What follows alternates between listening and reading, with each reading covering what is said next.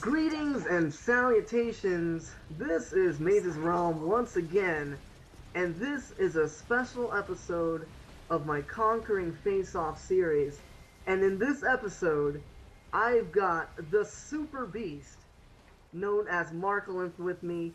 He is here live with me, and we're going to be talking about basically our clan Covert Assassins. And we're going to be talking a little bit about the history behind Covert Assassins and how it started. And well, without further ado, I'm going to jump right in.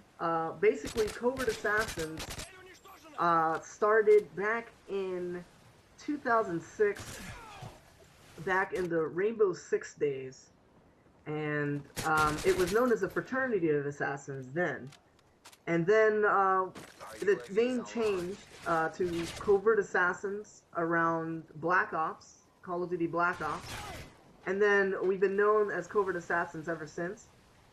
And basically Covert Assassins was founded by me, as I said, in 2006. And it was, it has been a clan that has been growing since. And Marcolinth was an addition to that clan in 2010, I believe, during Black Ops, in 2011 as well. So he's been around for a while, and he's here with me. And say hi to everybody, Marcolinth. What up? How's it going, man?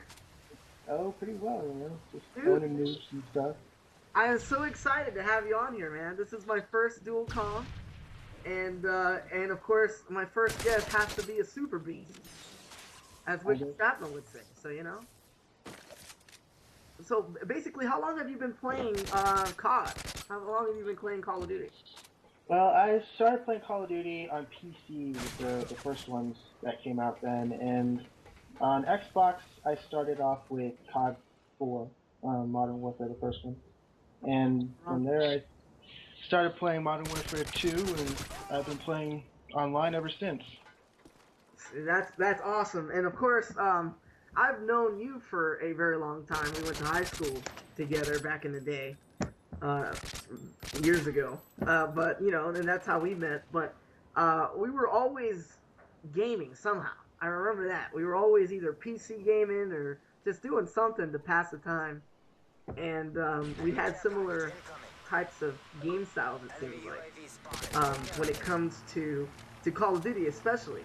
And I remember we used to basically just own noobs in Black Ops, especially you, because you're a much more super beast than I am. I mean, how do you do it? I mean, how is your kill death such a big part of your gaming? Like, how do you incorporate your kill death into how you basically limit yourself to engagements or engage the enemy in certain times?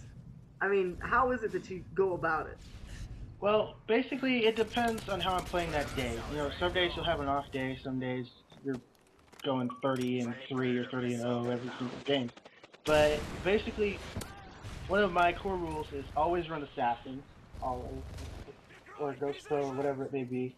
Just you want to stay off that radar, and use suppressor all the time. I mean, you gotta use that. I mean, there's sometimes like sniping, quickscoping, you don't need to use the suppressor. It's just gonna slow you down. Right. But staying off the radar is key. The other thing is don't fight an engagement that you don't think you can win. If there's a 50% chance that you're gonna lose, back away and take the guy from a different angle. That's the type of gameplay advice that is hard to implement for me sometimes, because I'm more aggressive and reckless when I play. However, you know, I still manage to have a 1.72 kill death, you know, so you know it still holds up as above average, thankfully. But it seems like your tactics are more calculated. For me, I get a lot of assists because I use suppressive fire as a tactic a lot. And it helps my teammates because then they know, you know, where the enemy is, where they're coming from. And in my opinion, communication is very key, and that's why I enjoy playing with you the most. Because just the simple fact that, I mean, obviously your kill death is ridiculous. What was your kill death again? It's just ridiculous. It's like a 2-7 now. Yeah, see, you got a 270. You basically have a 1.0 above me. And I think the reason why is because when I watch your gameplay, we complement each other pretty well when we're playing. Of course, I'm usually the scrapper. I pick up after whatever you leave, you know? Like, if your Reaper killed the entire enemy team, I'll kill one guy that doesn't die by the Reaper, and that's cool with me, you know? But as far as you're concerned, it seems like you're always engaging the enemy at the right time and pulling away at the right time. So it's cool. I like that type of gameplay. I wish that I was as passive as you. Maybe my kill death would be higher. But, you know, it's, as you said, it's the way you go about, you know, using your perks and stuff like that too. But it also has to do with how you're engaging the enemy. Now, for those of you who have watched the Conquering Face-Off series, you've seen that every one of the gameplays that I had was of Marcolinth and myself. Now, there was one specifically that took place in Lookout. Do you remember that one? Yeah. We shut out the enemy team. Can you talk a little bit about how you shut him out? And you were sniping too, which made it even sexier. Because you were freaking owning news with that. So how did you go about doing that? On a Lookout in particular, the hill is very important. Once you have the hill, it's pretty much over for the enemy team because they spawn directly across the map from you, especially if you're sniping. The second they spawn, they're going to pop out on one of either side of that building, and you can generally take them out with one quick shot easily. And so all they're going to do is keep spawning, keep getting shot in the face, and it's just over for them. There's nothing. Well, that is true. It was over for him. We shut him out. That was one of my favorite gameplays to post on my channel. It went very well. Obviously, you were the king on that one. I mean, I think you had 20 plus kills with no deaths, and it was pretty incredible. It's pretty incredible. And now, this particular gameplay that you just saw that's playing here on the background was in my gameplay from my point of view. And Marcolinth here was actually sniping on that gameplay as well. Now we're going to switch it over so you can actually see his gameplay. Now that we've talked a little bit about it, we're going to see his gameplay and what makes him a super beast in this game. And basically what you guys can do to, you know, put up good numbers as far as your kill death is concerned, and how to engage the enemy. You'll learn how to engage the enemy a little bit better from seeing this gameplay for sure. And then, you know, I have some more questions answered by Marcolinth here.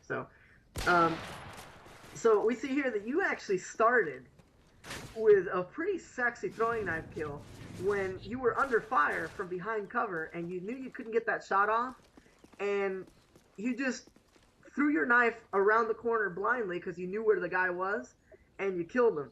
That type of technique is what makes you, in my opinion, a super motherfucking beast in COD. And it's so much fun to watch you play. I always have fun watching you play. And I know you were saying a lot about what makes you successful in this game. And I also wanted to give a little bit of tips on how to complement a player that is as good as you are. Because I know that, I mean, 172 as a kill death and 270 is a huge difference. But we still work together as a team quite well. And the reason why we do that is because I think we always complement each other with the weapon choices that we pick, and the equipment that we pick, and the kill streaks that we pick. Now, what is your favorite kill streak setup or point streak setup that you like to go with on face-offs? On face-off, I like to run like the lower kill streaks because it doesn't make sense to run something super high that you're not going to get. So generally, I run the Predator missile. Attack helicopter is probably going to be my highest one, and I always run a UAV. Okay, so you like to keep the assault strike package. Now, for someone who has as much experience and basically as much as playtime as you do, I'm sure that you're perfectly comfortable with the assault strike package on face-offs because you're confident. And obviously, you have no problem getting any of the kill streaks because right now you're just calling in a UAV in the gameplay here, and you're getting it done. So I can see that you really like those kill streaks. That there's a risk of you dying but you still decide to, you know, choose those to get your streaks going. So that's pretty awesome. Now I know for me, when when I play with you, I generally try to take, if you're taking a sniper rifle, for example, I take either an assault rifle or a submachine gun, and basically I'm your wingman. I'm letting you do all the work at long range, but if somebody starts to close in on us, I try to clean up the mess as soon as I can, so neither of us die. And that's the way I go about it. But when you're basically playing as a lone wolf, what do you try to do with your team that you would recommend for other people to do in order to be successful in team deathmatch? Not only, you know, taking care of your teammates, obviously, if you're getting a lot of kills, that's what you're doing, but just a little bit of advice on what you could do to support your team without being right in the thick of shit. You know what I'm saying? Like the way you play. Well, honestly, when I play in an open lobby by myself, I don't really care about what my teammates do, because generally greens don't know what's going on. They probably are running unsuppressed weapons, giving away their position like crazy, shooting at bushes and stupid, just dumb stuff. Right. So my advice is use them as bait. That's what I do. Okay. I wait for teammates to run into an area and get shot, and then I know exactly where the guy is that shot them, and then I take him out. I got you. All right, that's a legit way of doing things. I mean, it's not necessarily a teammate mentality if you can't really communicate with them.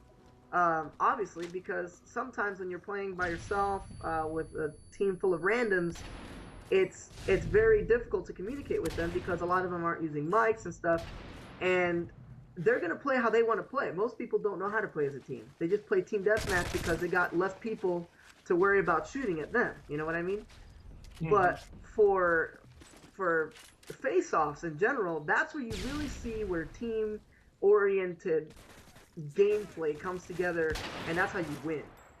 And I know for a fact that you're just one of the best teammates I've ever had, and I love having you on the clan, and I love playing face-offs with you just because of how we work together as a team. And this gameplay basically shows it. I mean, you could basically take anything. You could take a sniper rifle, or an assault rifle and do well with it. So it's pretty awesome how you do that. Now, are you looking forward to Black Ops 2? I know we all are, right? Hell yeah. Yeah, it's going to be awesome. Rock my world. We're definitely going to be rocking as Covert Assassins then. And I really do appreciate you doing the dual comm with me. I've wanted to do this for a long time. And also, as a side note, for those of you who are not familiar with Marcolinth, he has got a channel that he's actually building up. I'm helping him with that. And, I mean, you need to stop by and check his channel out, because he just murks people, like, unlike any other. I mean, it's fun to watch his matches. And I would strongly recommend going to check out his channel. So what's your channel? Where can we find you? It's just Marcolinth on YouTube. Okay. And it's Marcolinth with an I. I'm sorry, with a 1. Oh, Marcolinth with a 1 instead of an I. I gotcha. All right. So I'm gonna make sure, and I'll put the your channel in the description of this video, so that way people could check out your video.